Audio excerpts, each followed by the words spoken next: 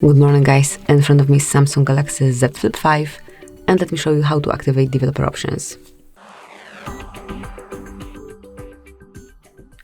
At first, enroll list of all apps and go to settings. Scroll all the way down and select About Phone. Here go a bit lower, select software information, locate build number and tap on it 7 times.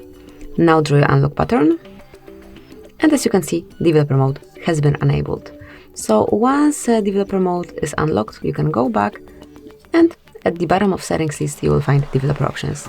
Click to open, smoothly use whatever you want, and then once you want to hide it again, once you want to lock developer options, you just have to unmark this top switcher.